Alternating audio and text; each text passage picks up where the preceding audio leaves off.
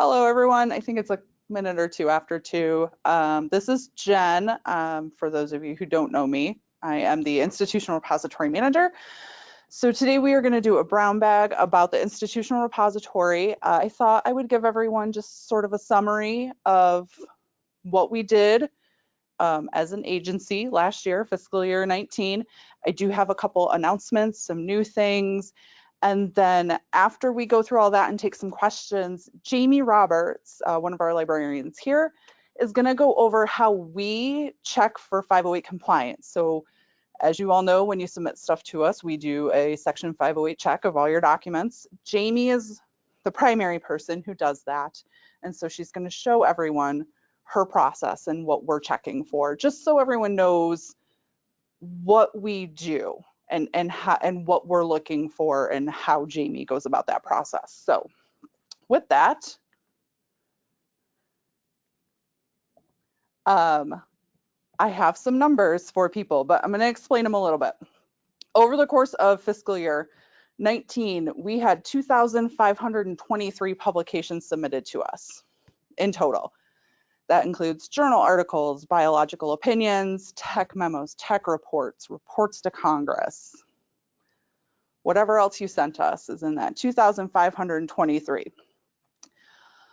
Overall, our agency's compliance rate is 13.9%, which is, it looks bad, but let me explain that number a little bit. It is an increase of roughly, correct me if I'm wrong, Sarah, almost 20%? No, 10%. It's a significant increase over what it was prior year, fiscal year 18. The exact percentage, I don't know, roughly 10-ish or so, somewhere in there. We can look that number up. And exactly, Sarah said it depends how we calculate it. So I'm going to explain how we calculated this number. When we calculate compliance, we can only do that based on journal articles. So any compliance number we ever report and you ever see is based on journal article submissions. Tech memos, tech reports, professional papers, unfortunately, those don't factor into compliance, which is why we track submission numbers. So compliance is actually a cumulative number. So I have a little note here. Compliance is calculated based on journal article submissions only and is cumulative. And by cumulative, we mean articles submitted since FY19 through October 1st of this year, or excuse me, September 30th of this year. So since the beginning of FY16, there's been 2,048 journal articles submitted to us. In that time period, based on our bibliometrics numbers, 14,760 articles have been published. That's how we calculate that overall compliance rate. These are the numbers that we do report to the to OSTP roughly on an annual basis. Sometimes they ask for it by twice a year, sometimes it's once a year. But this is how we go about reporting these numbers to OSTP. So new additions to the IR. These are things we actually uploaded into the repository, and these numbers differ slightly from what was submitted because sometimes we have holdover. So if someone submits something on September 30th, we can't get it into the IR that same day. So there is a little bit of holdover. We do acquire some things on our own. The library has been digitizing a lot of publications that we hold here, and so some of those are going into the IR as well. So for NOAA publications, we had a little over 1,400. We had 1,383 journal articles that were new to the repository for a total of 2,851, which is a pretty significant increase from what we did the prior year, which was, I think, almost 1,000 less than that. So we significantly increased the numbers of what we were able to upload into the repository this year. So I'm going to talk about some policies. I have good news for everyone. For this fiscal year, we're going to roll out a couple new policies / procedures. And for your NOAA publications, your tech memos, your tech reports, any of those documents that are submitted to the repository, and are part of a federal record schedule. So tech memos have to be sent to NARA, reports to Congress need to be sent to NARA, strategic plans, those things. If you submit it to the IR, we will take care of that for you. We will fulfill whatever record requirements for a document that is placed in the institutional repository. So we will maintain the retention schedules. We will send them to NARA as they need to be sent to NARA. So yet another reason to send us all your NOAA pubs, your tech memos, tech reports, everything. If a record schedule applies to it, we will take care of that for you. The other new thing we have is for journal articles only, just your journal articles. You can send us a list, in Excel format preferably, a list of your citations. So at the end of the year, quarterly, however, whatever frequency you'd like to do it in, whatever your publications are that have been published and you have that citation, the DOI, the whole 9 yards, drop it into an Excel spreadsheet and submit that to the institutional repository. You don't have to attach any documents to it. You just need to give us that information. From there, we will harvest what we can, and then what we cannot harvest, what does require a manuscript, we will send a list back to you and say, these are the items I need a manuscript for. Please acquire the manuscript, and it does need to be 508 compliant for the manuscript. Everything else taken care of, you're done. So you'll only have to focus on those things that we send back to you.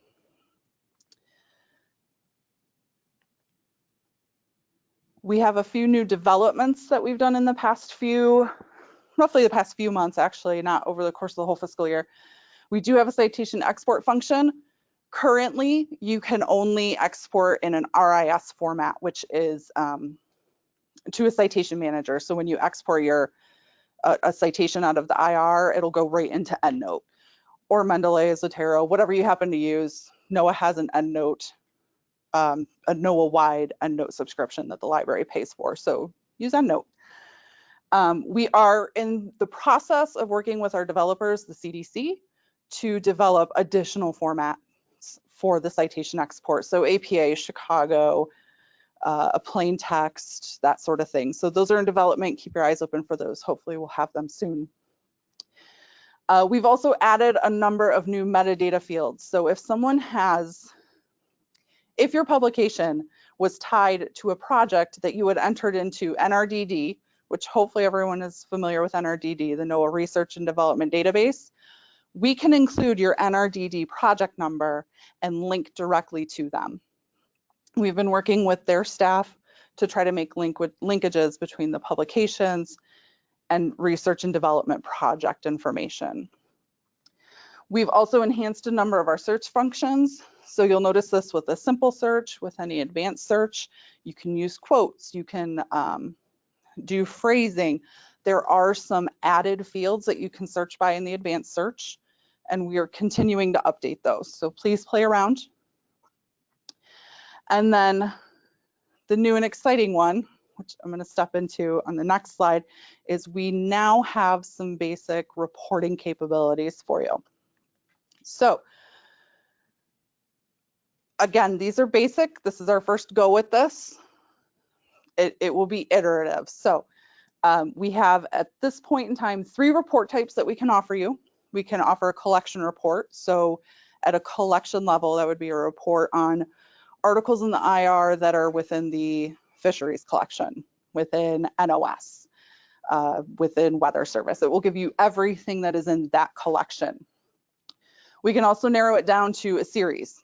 So if you want to report on everything that is in the NOAA Technical Memorandum OAR GSD series, we can pull that report for you. We can also do a report based on program or office. So if you are with OAC, we can pull a report with just all the documents that have been tagged with OAC in the repository.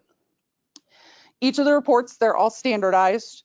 They all have the same metadata elements in them. They will have the item individual, so it's on an item level. You'll have a title. You will have is it the PID or the link to the IR? It's the link to the IR. So you'll have the item title, the link to the IR. If there is a DOI for that item, it will be in that as well. You will also see a field that will tell you how long an item has been in the repository. So if we uploaded something in January of this year, it will tell you that it has been in the IR for, 10 months. If we uploaded it when we started the IR, it will say this item's been in the repository for, 36 months, or however long we've had the repository live. You will also see that the number of downloads for an item and the number of page views for an item. That is all time. It is not per month.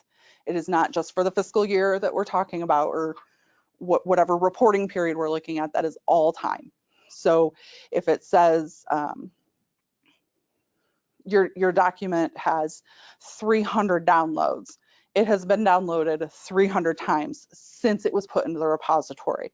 So what we did is we created a field that has average downloads per month. So we take the total downloads and divide it by the number of months it's been in the repository. And we do the same thing for page views. As I said, it's sort of a beginning point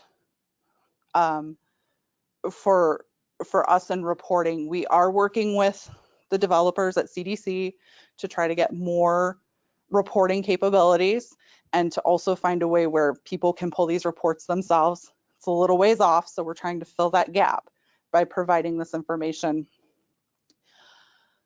To get a report, you do need to request one. We have created what we're calling an IR stakeholder report. There is a Google form. It's a simple form. You can get it in 3 different places. We have it available in the IR FAQs. There is a quick link on the library's homepage. You can see it at the very bottom where it says request IR report. Click on that, it'll take you right to the form. Also from the library's website, you can go to services and author services. And then there's, under author services, there's a tab for IR, and you can access the report request from there. We are going to put it on the IR's page, just we have to work with the developers to get that out. So that may be a little bit down the road, but you have at least 3 ways to access it. These slides we can make available, it's linked here as well. If for whatever reason you still can't find it and you want to request one, please email the IR account and we can send you the link for the request form. You have to fill out the request form for us to get a report out to you. Without that, we won't send one out. So you can call and email me. That's great. I'm going to tell you to fill out the form still. So I'm going to stop there for a second and see if anyone either in the room or online has any questions related to what I've gone over thus far. We see if there's anything online, Katie.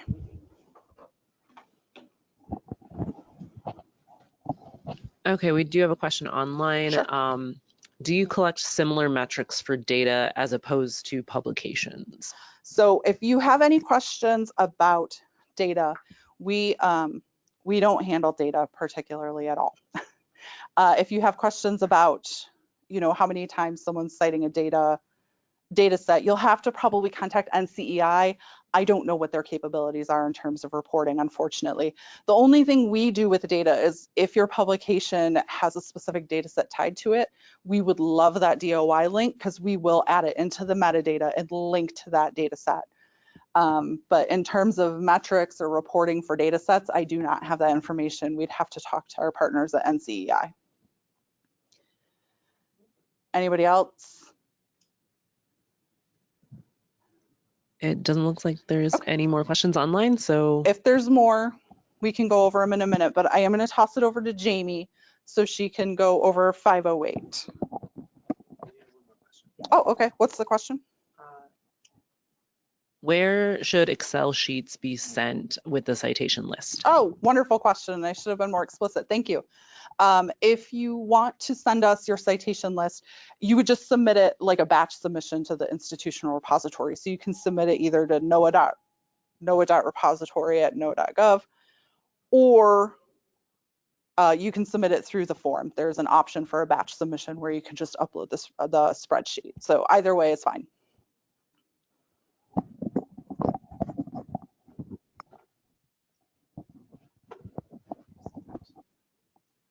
do I do this?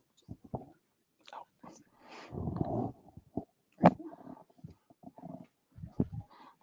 Okay, hi. Sorry, I'm just realizing that I'm sitting down wearing a mic, which is probably great for everyone online, and for everyone in person, I'm behind a pillar. So please scream if you can't hear me. But hi, my name's Jamie Roberts. I do a lot of the intake review for the institutional repository. And so I thought something that we could do today is just go through a document together, and I can show you what I'm looking at when I review documents for 508 compliance for IR, for the IR. So if you've done any of our other training or looked at any of our materials online, you know that we have 5 things that we check. So I'm just going to go ahead and do that for you. This is an internal report from last year. So I'm just going to navigate over to the accessibility tools, which if you are not seeing this when you open Adobe, if you go to your tools menu, it's just, you're going to have to scroll down, but it's here. And if you open it, it'll appear in your bar. So, right, going to go accessibility tools, open those up, going to go to full check. Start checking. And you can see this is its little accessibility report on the side. It's a really useful tool. It's not the be all and end all of what I'm checking and looking at. So I'm just going to go through a couple of things. So I'm going to check document properties. There has to be correct title and language properties on the document. So I'm just going to right click, scroll down to document properties. And okay, right there, I can see the title is blank, and that's not allowed. There has to be a document title, so that actually would fail on that point. I would actually email this back to the submitter and ask them to correct that. But while I'm here, I'm also going to check the language property option under advanced. And here under reading options, you have to pick a language. It can't be blank, and it should hopefully be correct. It's going to be English most of the time. We do get some Spanish language documents though. So just as long as that's taken care of, that's great. Next, I'm going to go ahead and check on bookmarks. So this document's under 20 pages, so it's not required to have bookmarks. But just since we're walking through this together, we're going to check bookmarks anyway. You can see what that looks like. So going to this bookmark icon. Okay, so those are all of the bookmarks in the document. Ideally, bookmarks would mirror the table of contents. So let's scroll down and see if we can find the table of contents. Okay, there we go. And yep, that's a really good match. So we have bookmarks for all of our section headings in the table of contents. I'm just going to click through really quickly and make sure that these bookmarks actually link to those sections of the text, because sometimes it doesn't work that way. It's also really easy to accidentally link your bookmarks back to the table of contents instead of the document section. So, but we're checking, that's good. Okay, these are great. This has great bookmarks. Next up, I'm gonna check alternate text. So my favorite tool for doing this is just in this right-hand panel I know it says set alternate text, but if you click on it and then okay it, what it's gonna do is it's going to let you scroll through every figure that it detects in the document. So you can kind of just take a look and see what alternate text it has. Okay, so this logo doesn't have any alt text. So that's an issue. Images have to have alt text. So it would just need to say like Department of Commerce logo. So checking, okay, yeah, that logo doesn't have text either, so that's a problem. Okay, but this figure has alt text. It has the caption text, that's great. Okay, that one doesn't have any text, that's a problem again. Okay, so a couple of these are empty, but a couple of them have text. So yeah, if you sent this into the IR, I would send you back an email and just ask you to check your alt text again. So, and we can just click through the rest of those very quickly. So I'm not going to edit any of these because these aren't my, this isn't my document, but if I sent this back to you at this point and you ran through and set alt text, you could actually, you could just type, I don't know why I'm typing my name, but you could just type in new alt text here and save it and close it. And that would update it for the new document. Okay, and then I'm gonna check reading order. And why is it not showing my tags? Just a second. Sorry, this is not the computer I usually work off of. And I'm having trouble finding the tags menu, which is super annoying. Okay, well, in that case, I'll just check reading order this way. That was not planned. It'll open up the tags once you do this. Will it? Okay. Sorry, I'm trying to get this all. You show order panel. Oh, there we go. Aha, there we go. There are my tags. So usually I just open the tags and honestly just then click through the tags to check order.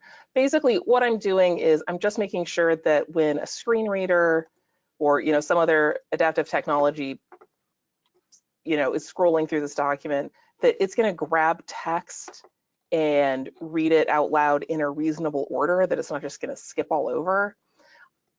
And honestly, you can see a few things like, yeah, there's this decorative bar that's up here because it's number 7, but that's actually really not going to cause any problems. I'm just looking for something to make some kind of reasonable order.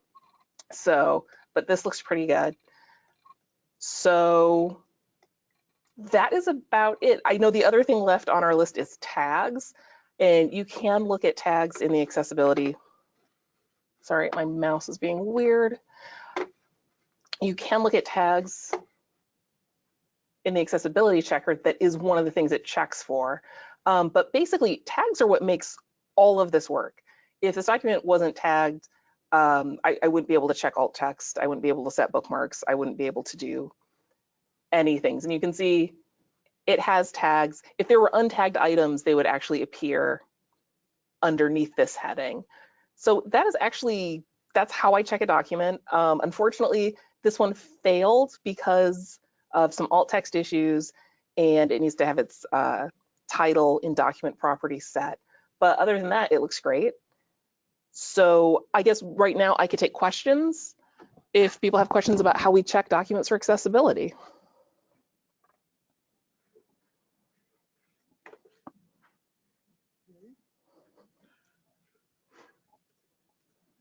I have a question. Why do not check tables?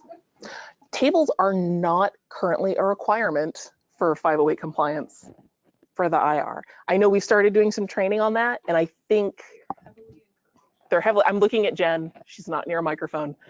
Jen says they're heavily encouraged, and I think at some point in the future, they may become a requirement, but not currently.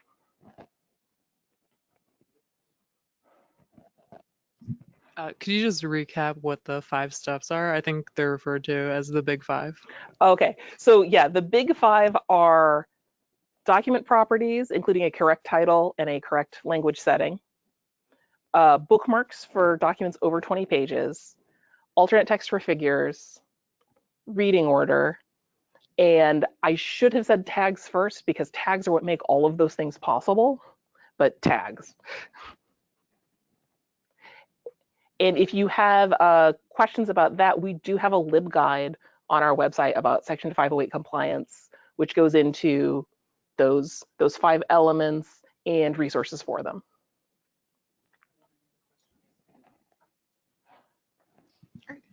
If there aren't any other questions, I think we're all set.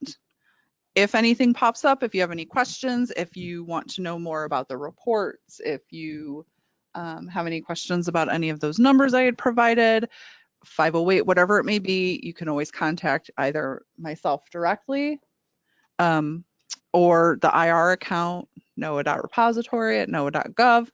and Jamie and or Jan can help you out, or I can.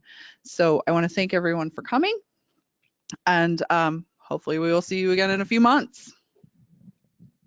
Okay, and actually, it looks like we have one. Oh, we have one last question. It looks like we have one last question, and it's, is it required that the figure legend and the figure description be different, or can the figure legend be used for the figure description? So if your figure has a caption, you can just use that text as alt text. Also, if your figure has a caption that, again, that the screen reader can pick up and read and is labeled as text, you can just label your figure as a figure.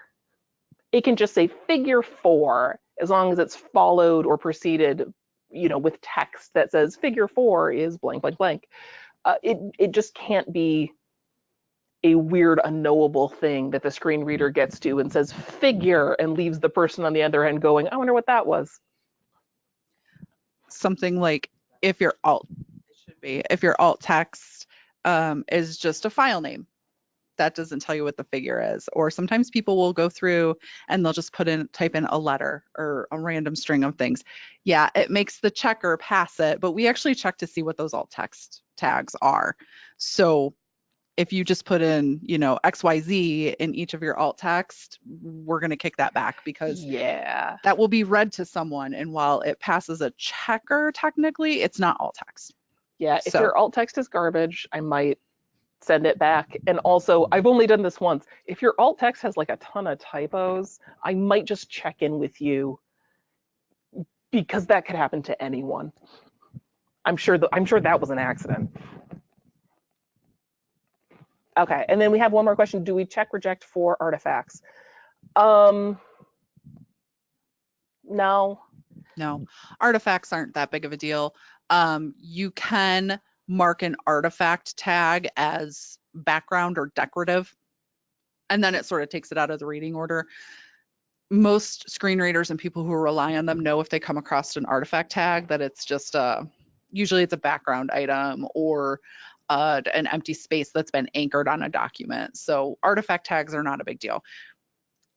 When I'm doing 508, I remove them or make them a decorative and hidden tag, but you don't have to. It's fine. We would never reject something based on having some artifact tags.